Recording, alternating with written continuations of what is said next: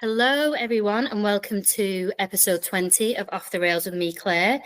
I have an exciting guest today who we will go through loads and loads of questions that I have because as we've just been saying prior to hitting record, there's many different layers like an onion that we've got to peel today. So we'll be doing that very shortly. But before we go into it, if you're enjoying my podcast, please hit like and subscribe. And without further ado, I will introduce today's guest. So, Christopher, welcome to my podcast. Nice to have you with me. Hello. Thank you very much for having me. It's nice to be here. No problem at all. So, yeah, loads to go through.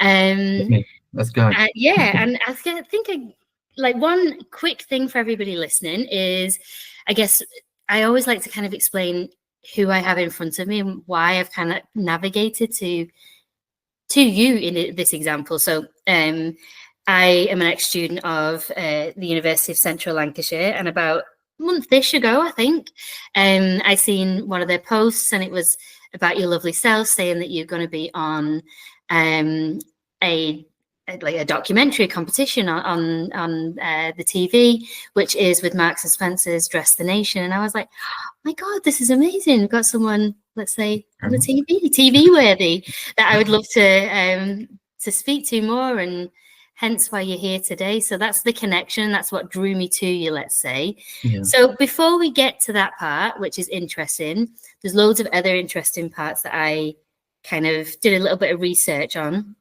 With regards to you. So first of all, take me back to kind of the younger you and the first entry that you had to fashion, and do you have like a first memory?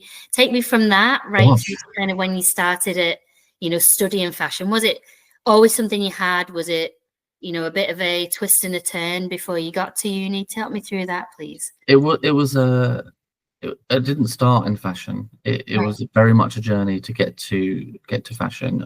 Although I will prefix that by saying I've always had an interest for it, and I've always had a love for it. For when I was like a child, and I distinctly remember making little dresses for my sister's dolls and absolutely loving it. Only had scraps of fabric, like really rubbish ones, and I thought, this is a bit fun. But I started my design, my creative, if you like, actually through interiors. And navigated my way through that and found through interiors the love of textiles. And I thought, oh, hang on, like textiles have such an impact on us in an interior space, from the softness of the texture to the brightness of the print, the colors, or what have you. And that kind of thought journey led me down into, oh, well, what would it be like with fashion? And I always had a love of fashion anyway, and I thought, oh, maybe I could just do it myself. So I kind of went back to my roots, if you like, and thought I'm going to start getting back into making some clothes. So you always had it, and I think that's the thing. I speak to loads of people that, spoken to loads of people like economists going into fashion or long gone into fashion. I think it's something that is, if it's in you, especially something creative and artistic, it's very hard to shake it off. It's like, it's an expression, so it's a good way, like you've said and you've explained. It's like the feeling, and it was there, so you wanted to explore it. So, like interiors, fashion. When did you kind of make the decision to go into it in a way of like studying? Because some people go many different avenues. What made you think, okay, actually, I want to go and study this particular area? I think it was probably a lightning rod in a way. It was a way of focusing what I knew I wanted to do, but use it as an exploration. So with my undergrad doing interiors, I found that I'd started it very like, I'm going to be an interior designer. I love interior design. I love how a space can make us feel. By the end of that course, I was suddenly into textiles, and I'm like, oh, okay, that's not where I thought I'd end up. So going into, and it wasn't necessarily a fashion course at UCLan, it was a surface pattern and textile design. So it literally kind of followed on from my love of textiles, and through exploration, I found how much I loved fashion and creating fashion in terms of how it made us feel, the impact it can have on us, how people interact with it. self-expression, identity, all of those kind of things. So going into uni was very much a continuation of an exploration process. That's cool. I think there's loads of different ways, and I think what's nice about this kind of getting to know you a little bit better, and for anybody listening as well, is that there is no direct route. There's also these kind of like this blue sky vision that everybody is led to believe that that's the way it is. And what I mean by that when I make that statement is there's a lot of pressure on all of us, regardless of age, but there's especially younger people, if the path is, school, college, uni, you must need to know what you're doing. And once you've done that and you've carved out, a decision, you have to stick to it. And like you've just explained, the path isn't always kind of this straight. No, it's never linear. And it's fabulous that you're able to sit and say, yes, there's kind of a common red thread that's running through. However, it's kind of, you've not been afraid to move around and find out what's right for you. Definitely. I think that's kind of an allegory for life, really, is nothing is ever the same twice. So if you're open to exploration and adaptability, you'll find yourself in the most amazing places, and with the exploration of fashion, I've always loved fashion through self-expression, but following that red thread, as you just said, I can love it on an even deeper level because I can create it. So it really there's no one way. And I think, can't remember who it was, I've got terrible memory, but there's an excellent quote, which is, if you know what you want to do, I'm going to butcher this, but if you know what you want to do, if you're determined to be a candle maker, you'll become one. That's your punishment, or something like that. Is if you have that one vision and you stick to it, it's actually a punishment to be so restrictive. Not allow yourself to understand what else is out there, isn't it? I guess that's the kind of takeaway from it. Is you can go anywhere, you can do anything. And the beauty is that, in a way, people probably think, God, she's full of shit when I say this, but there's so many links to things you can, skill sets are adaptable, aren't they? You might think one career choice is a million miles away from another, but in fact, it's probably not. There is so many synergies and so many things that are transferable, especially when you come from a creative place. I think you're definitely more open-minded. And you can, even in a creative way, you can pull from directions you don't think are creative. Like the corporate life, for example. You can pull from anything. It's so true. So take me to kind of you've left uni. What happens next? Between kind of what I want to get to is, take me to when you first start creating your own brand, because I've seen what you do. It's just so quirky. It's really cool. Take me from leaving uni to creating your brand. What was that process like? Was it something you thought of straight away? Was that equally something that took a little bit of time? I would say it's a bit of both. So it did take a bit of time, only because the nature of the beast, nothing worth doing will happen quickly. So I knew where I wanted to be. I knew eventually I wanted my own brand. I knew eventually I wanted to kind of create something that people could resonate with on some level. But I'm also slightly realist. Once I left uni, I knew, it wasn't long. I left uni, I think it was 2018, moved back to London. As needed, you kind of have to get a job to pay the bills, don't you? So, kind of fell back into that, but never stopped creating. It was very much okay, I'm going to do this. I'm going to play the long game. And then, so I carried on knitting, carried on sewing, exploring. Again, it's like continuing the exploration. I was exploring what I liked, what I didn't like, techniques, upskilling, just kind of trying to build myself into a place where, okay, I'm happy with this now. Now we can go on to the next phase. Do you know what I mean? Yeah, completely. So, and then obviously the pandemic happened, which slowed things down somewhat. But yeah, so then, kind of through the pandemic, and I was like, no, I feel fortunate in a way that I've got these skills that can kind of keep me busy and keep me happy and feed into my need for dopamine and positivity. And then once I left, it was like, okay, I'm good. This is like a re-injection of new motivation, I suppose is the word. It's I'm not one to take things for granted anyway, but something like the pandemic kind of, I can't help but feel, well, let's just go for it. Yeah. So And it put everything into perspective, didn't it? When you very didn't much. have choices, it was like, okay, what can I control? Because there's a hell of a lot of things being made restricted for me without my choice. And I think the one might again sound a bit crazy, but I think the one thing that I take away from the pandemic is that we all experienced it. And it's very, very seldom in life that you can say everybody experienced the same thing at the same time. And I think that was very important for us. And then being able to, like your experience, take something, a desire that was always there, and then utilize it to the best way possible and actually then bring it to life as such. It's really cool. So tell me a little bit more about the actual brand. So I've given a little bit of a teaser. It is quirky. I've seen one of your posts yesterday, actually. If I'm not wrong, was it Tweety Pie?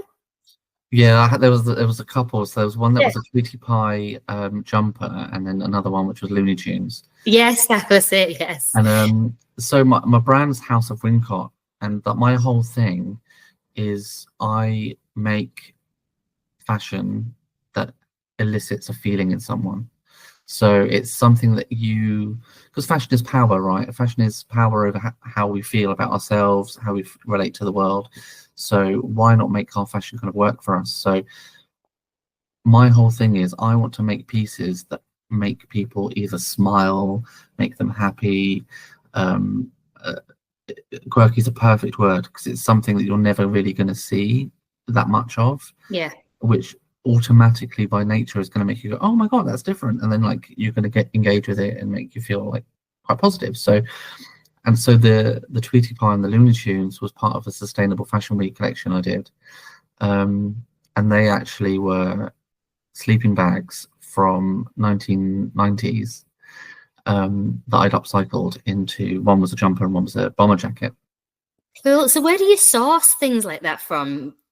Unless you've got this amazing treasure chest. I just pull it out. That's crazy. I just like to scour. I just like to kind of keep, so it's things like Vinted, great source of things like that. eBay, I mean, obviously eBay, but eBay's every now and then you'll get a gem and you're like, oh, grab it while you can, kind of thing. Charity shops. I have a few pieces of fabric that I've been fortunate enough the friends and other kind of designers have given me. So you kind of utilize what you have rather than trying to go for brand new. Yeah. And then turn it into something weird. Something weird and amazing. And it's something that you would never. Yeah, it's evoking, like you say, it's evoking an emotion and like something like that. It may not mean too much to a teenager nowadays, but for me, I seen Tweety Pie, I was, oh my god, I remember that. Exactly, it just like, it took me back somewhere, or like Looney Tunes, or there's just something that takes you back to a happy memory or a fun memory, and to reinvent it in a different way or wear it in a different way, and why you're wearing it, but maybe the next person walking down the street has no idea, but it means something to you, and that is the epitome of what fashion should be. It is an expression of who you are, and creative outlet. Exactly. Even on that, like you know why you're wearing it, but the next person will have a very different experience of it. Yeah. Or it will invoke something completely fresh into someone else, and that's what I love about it. But with the Looney Tunes, it was fun and it was bright. It was a structure because it was a sleeping bag. But to me, I'm like, oh, I love Looney Tunes and it's cool and it's bright. But somebody else is like, oh, that's just cool. That's like streetwear. That's taking me back to a party I went to in the 90s. Do you know what I mean? it evokes something fresh into someone else. Completely. And I think, yeah, that makes it fun and keeps it fresh too, doesn't it? It's everybody's, and that's life, isn't it? Everybody's got a different perspective on the same thing, Exactly. which has its pros and cons. Let's leave it at that. Let's say. Well, exactly. I mean, it does, but my view is you will never please everyone, so please yourself. That is true. That is one true statement that nobody can deny.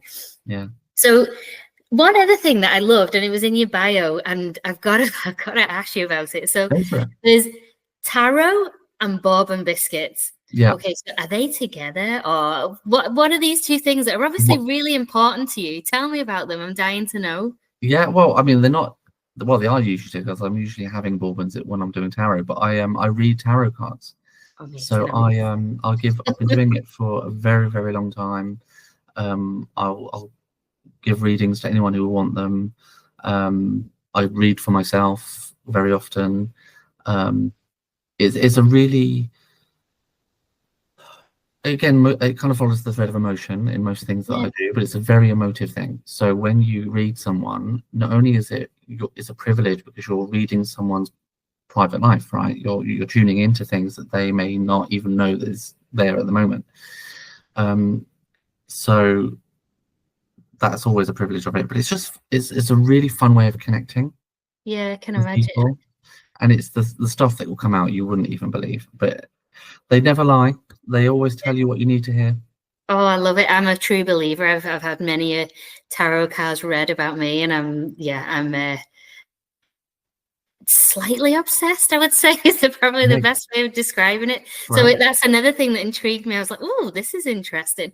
I actually didn't know that you could read yourself. That's new fun fact for me today. You can do it in several ways. You can do the 3-card thing, past, present, future, or you can do the what's today's, what's the word I'm thinking of, like today's hurdle. You could do the cards. Yeah, you could do it for anything. That's cool. And Bourbon biscuits goes without saying, just an absolute favorite. It's the king of the biscuits, controversial maybe, not everyone will think so, but it's the king of the biscuit. You can't go wrong, and I bloody love them. Yeah, they're just such an old school. Like, I was thinking just before I come on here, I was like, what is my favorite biscuit? And I think I have two.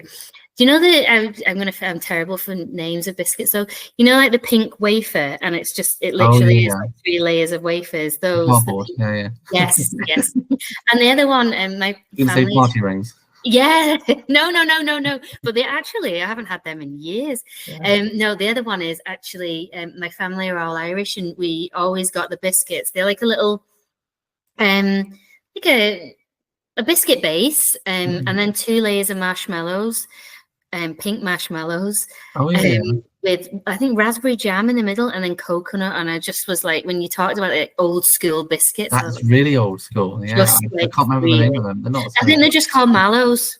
Oh, are I'm they? sure they're just called. I think so. Someone's probably going to correct me, but I'm sure they are. They're just so good. Like, the thing is, I've no self-control. Give me. Buy a packet, eat the packet in one night. That's kind of my vibe. Oh yeah, any time I open a packet of Bourbons, gone in 10 minutes. It's just. I envy people that have like a goodies drawer. I'm like, how's that still there? I just hoover my way through that. I get it. Yeah, self-control. Yeah, completely not a strong point of mine, especially when it comes to food. Biscuits and cheese is probably my downfall. Excellent. But is it downfall? Is it? Probably not. You've got to enjoy life. So the other, and kind of like, I would say probably one of the last topics that I want to go through with you, which again, another thing that kind of drew me to you and who you are, is something I guess you probably recorded it a while ago, I would say, but something that a lot of people are seeing now is Dress the Nation, which is, you can obviously fill in the blanks if I'm getting it wrong, but it's about having to being able to be a designer, am I right, within Marks and Spencer's? Yeah, so Dress the Nation is a fashion competition show where they're trying to find the next top fashion designer to come into Marks and Spencer's and I suppose invigorate and do their thing. It's on ITV, and it's a pretty fun pretty fun show. Yeah, I'm going to do something really random and run and turn on my light because it looks like I'm having some seance right now. Yeah, well, there we go. I'll get the cameras out. Yeah. Wait, just bear with me 1 second. I'm still here. I'm going to just jump. I like that the camera's kind of got a ring of light around that painting as well. Should have done that from the very start, but here we go. Nothing like a live. Oh, that is way better. Way better. It adds to the drama. Don't worry about I'm it. here. Anyway, for anybody that is listening and not looking at the video, it was just getting progressively darker outside, and I had no lights on in my living room, so it was some random little pink blob. I'm wearing a pink top for again anybody not watching. So yeah, it was getting a bit strange. So just popped on the light so you can see me. At least so that's better. You know who you're talking to now. So yeah. So how did it come about? How do you apply for these things? Like, is it something you're approached by? Is it something you apply for? How did it all happen? Well, I mean, I am limited on talking about the process. They're coming after me. They will. I don't want to get in trouble, and you don't. Yeah, exactly. But I mean, it's one like so. It was put out as a thing. Like, we've got a new show coming out. Generally, I think I saw it on Instagram. I think it was. I can't actually remember, if I'm honest with you. I saw it somewhere, and I thought that could be fun. I've not done something like that before. Why not? You know, give it a go, and then put my application in and ended up on TV. God, and I know obviously, and I'm not obviously going to push and poke too much, but how has the experience been? Has it taught? I don't want to, because it's still running right now, so obviously we won't talk about that. But how has the experience been for you personally? Did you learn much about yourself? Has it kind of instilled a different level of passion for the industry? Has anything like that changed for you? The process itself, I'll answer that one first, was so fun. Right. The biggest takeaway for me was meeting the guys on the show, because genuinely what you see in terms of like how we get on and how we relate and how like close we are is true. Nice. We're still got the group chat's still going strong. We talk every day. You know, so the process of doing it was really, really fun. In terms of what I've taken away from it or what I learned from it, it's amazing how much insight to what you can do under pressure you get when you're tested. Yeah. Because the timing you see on the TV show is real. Like, we had 4 hours to do the task. When they say go, you have to go. So I realized, I mean, I already knew I'm a calm person, but that's really the bread and butter of testing you, isn't it? Yeah. So I realized that even when I'm pushed, my center of calm withholds, you know. That's amazing. That's a quality that many would like to kind of adopt. It's a nice core quality to have, to remain calm under pressure. I'm not sure I have that. I have like do you know what I get sometimes is like a nervous excitement when I'm under pressure, like like a buzzy weird, but I'm like feeling sick at the same time, but I really like it. It's a full-on adrenaline rush. Are you adrenaline junkie? Yeah. So yeah, you what's it like watching yourself on TV? Because I can't watch I'll watch my anything recorded that I do for about 2 seconds, and I'm like, ugh. So what's it like watching yourself, you know, on TV many different times? I found it quite fun, not in a really weird kind of ego way, but because it allows me to have like an out of body moment. I can't even describe it well. It's strange seeing something you have a memory of happen before you. Yeah. And kind of go, oh, I remember that. Oh, I forgot about that. Or actually, I can do this, you know, or it's kind of like a reaffirmation of, wow, look what I've accomplished, you know. But all in all, generally speaking, it's just fun. You know, it's just a bit of fun, and kind of to see myself on TV like that is weird but fun, definitely. Yeah, it's just an amazing experience, like one that you'll never forget. It's never forget it. No. A big a big experience. Like it's huge. And then I guess the other thing is you also have a podcast. So talk me through that. I've seen you've said it's relatively new. What's your idea behind it? And tell me a little more about that. So, well, we following on from the red thread of loving fashion. Yeah. It's with me and my co-host John, who's incredible. He's so articulate when he talks about fashion. He's so passionate, and we really bounce off each other. But we come from fashions from a very different direction. So he's coming from more, I would say, high-end fashion angle, whereas I'm coming from a more, domestic isn't really the right word, but it's more of a kind of a feeling way, or an exploration angle of fashion. So we have not even opposing views. We just have really we can integrate our views really well because we kind of complete the puzzle, if you like. Yeah. It came about after John and I just kind of going to an exhibition in Design Museum, and I just kind of thought, actually, no, this. Would you ever want to do a podcast? Like, would you ever think? It just kind of like popped in there, and it was, oh, maybe we should, and we would. I'm going about it for a good while. Last year, and then it got to, I think, March of this year.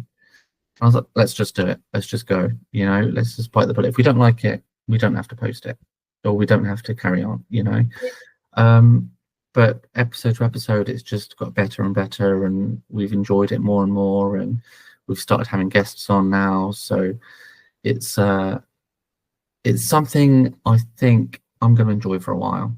Yeah, it's fun, and I think like I've got you here today, and my experience has been, a lot of things. One is, like I mentioned to you just before we started recording, was the generosity of people, how people are just willing to help each other out. It's like, look, I'm new at this. I like what you're about. There's something that draws me to people.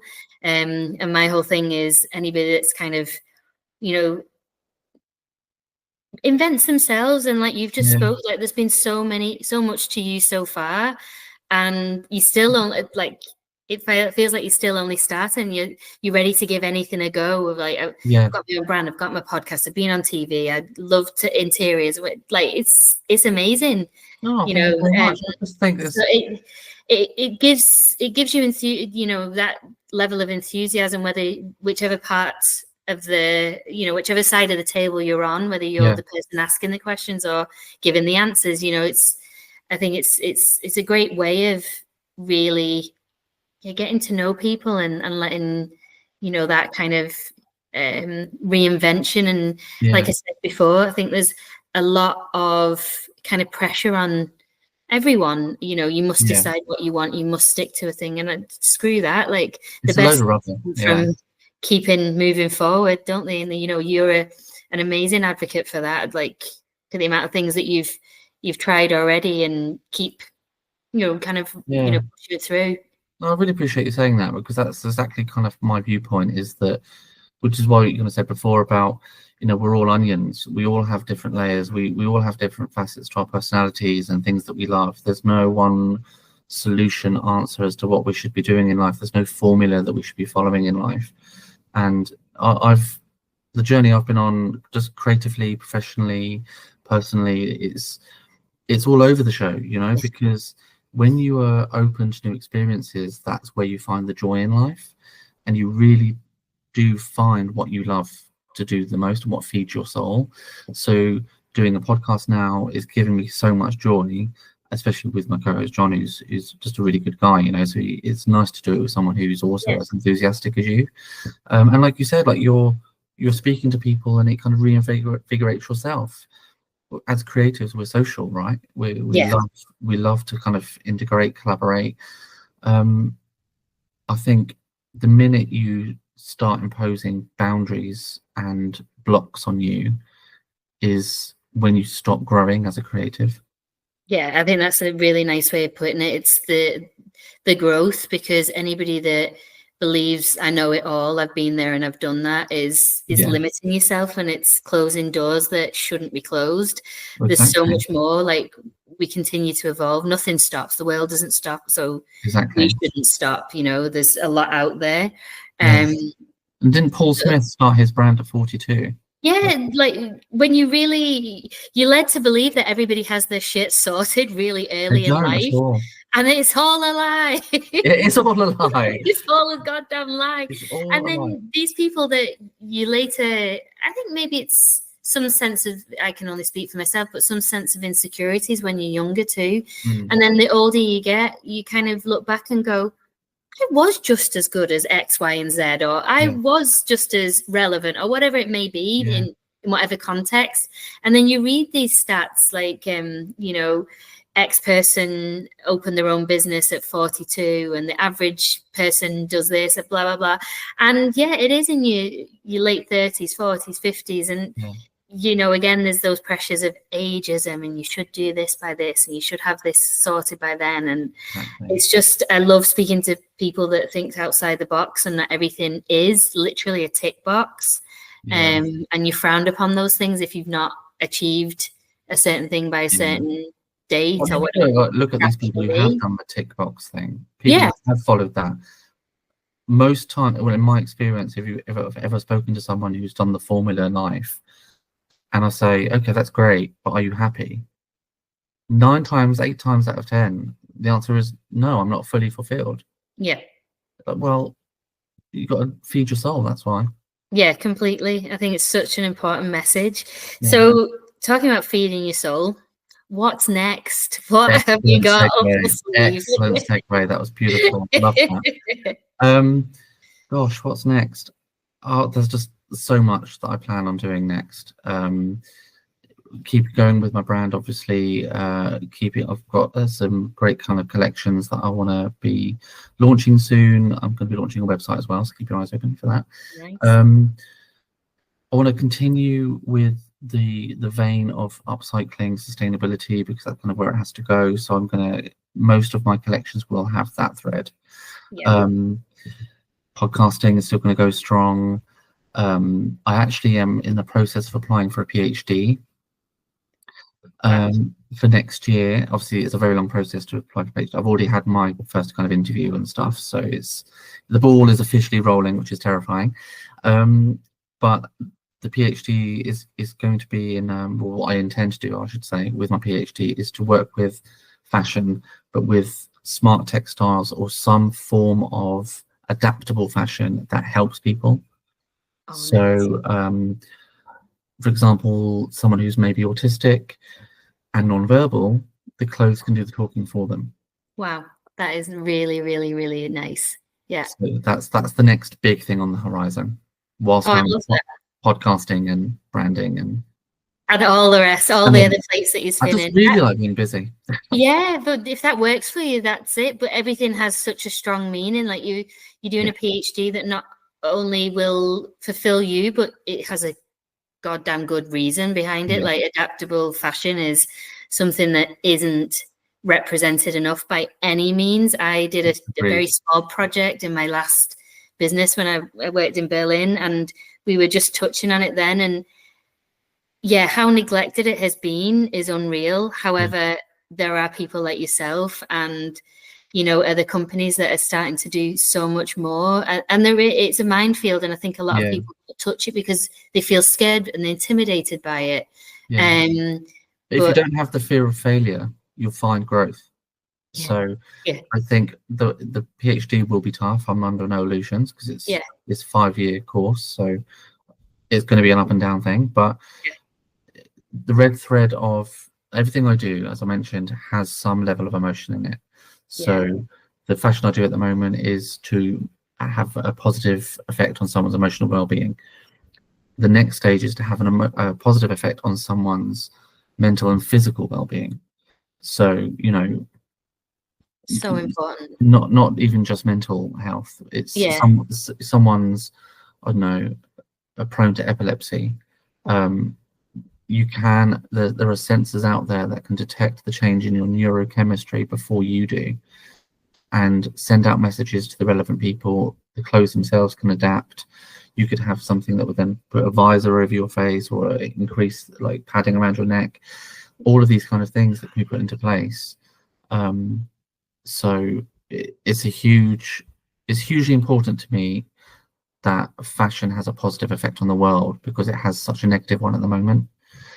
It does, for sure it does. And it's getting, completely whipped at the moment. And that is obviously negativity usually gets a bigger magnifying glass over it, rather than the good things that are happening. There is a lot of good things that are happening, and more to come as well. And I think what you're heading towards is amazing. I love that. Like I said, I had a small involvement just before I left my last job, and it was amazing. There's so many intricacies, but every time you develop something, it's such a good feel good factor, sorry, I should say. And like, we did many research groups with directly with children with like amputated limbs or ADHD, so maybe Velcro fastenings would really irritate children and adults, but we did a lot for children, and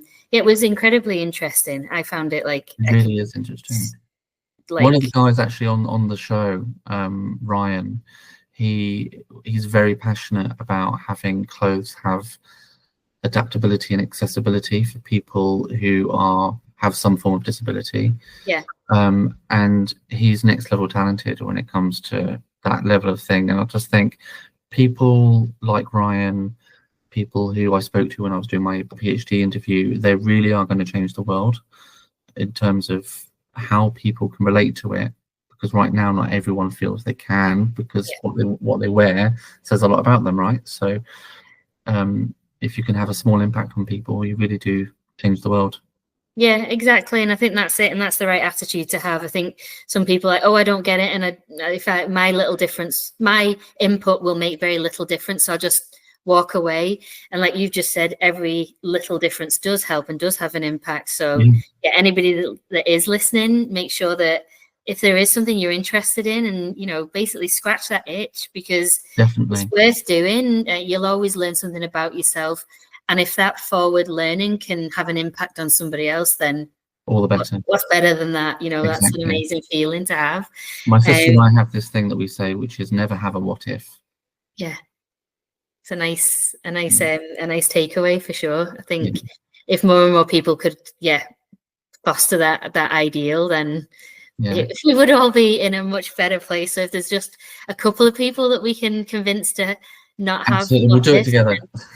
There we go. It sounds like a very good pack to have. Absolutely. Collaboration. Completely. It's been amazing talking to you. I am truly grateful for you agreeing to do this with me. I've learned a lot about you, which is interesting. You are very interesting. I'll be watching everything that you're doing in a non-creepy way. Should I get security? No more Claire sliding into your DMs. You'll be like, who is this? No, it's all good. It's been an absolute pleasure. Genuinely, it's been a joy. Thank you so much for inviting me on. I am genuinely loving what you're doing and what you're going to do as well. Like there's no stopping you, and everything, like I say, has a meaning. So love that. Good luck with everything. For anybody listening and that wants to, a bit like me, follow what you're doing, and I will link all of your socials, and we're very much looking forward to your website, as you mentioned, which is coming soon. So I'll link you on my socials, and definitely good luck with everything. And once again, thank you so much. No, pleasure's all mine. Thank you.